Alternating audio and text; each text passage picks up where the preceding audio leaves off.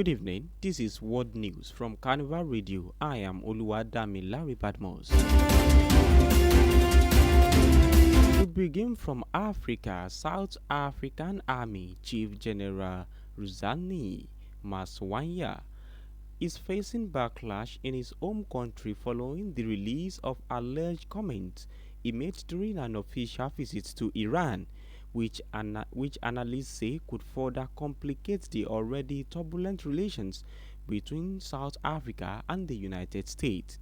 The comment, which appears to suggest that Iran and South Africa have common military goals, come at a time when Patora is attempting to mend strained relations with U.S. President Donald Trump to stabilize trade.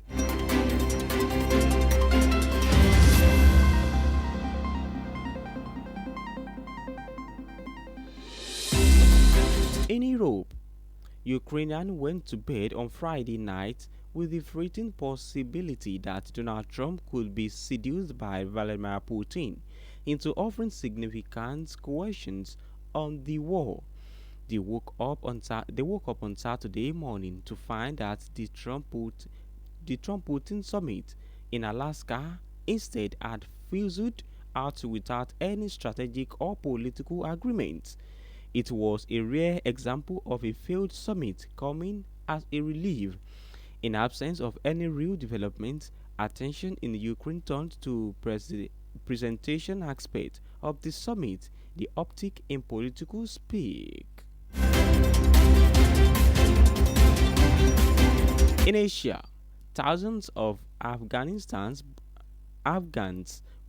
brought to safety in the UK have had their personal data exposed after a military of defense subcontractor suffered a data breach.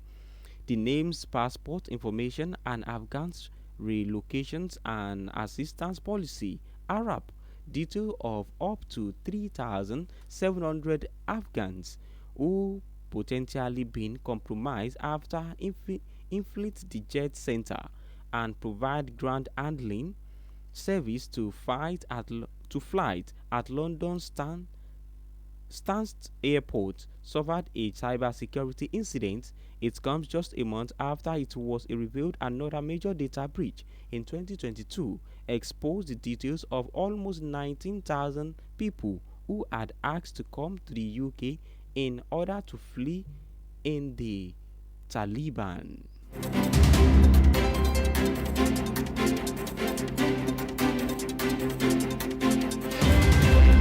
Moving to North America, Air Canada is suspended all its flights as a strike by cabin staff begin. A move the airline said will disrupt travel plans for around 130,000 passengers a day. The union, representing more than 10,000 Air Canada flight attendants, confirmed the start of industrial action early on Saturday morning.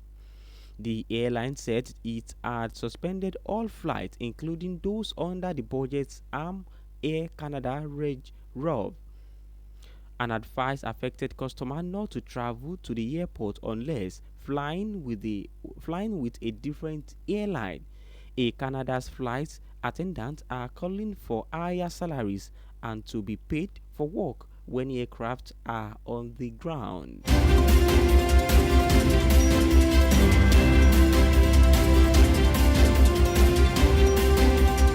In South America, the U.S. military is deploying more than 4,000 Marines and sailors to the water around Latin America and the Caribbean as part of a ramped-up effort to combat drug cartel. Two U.S. defense officials told the newsmen a dramatic show of force that would give the president a broad range of military options should he want to target drug cartel. The development of the Iwo Jima Amphibious Ready Group (IARG) and the 22nd Marine Expeditionary Unit to U.S. Southern Command, which has not been previously reported, is part of a broader repositioning of military assets to the Southcom area of responsibility that has been underway over the last 3 weeks, one of the officials said. A nuclear powered attack submarine, additional P-8 Poseidon reconnaissance aircraft, several destroyers, and a guided missile. Costra are also being allocated to U.S. Southern Command as part of the mission officials said. The third person familiar with the matter said the additional assets are aimed at addressing threats to U.S. national security for a specially designated Mako terrorist organization in the region.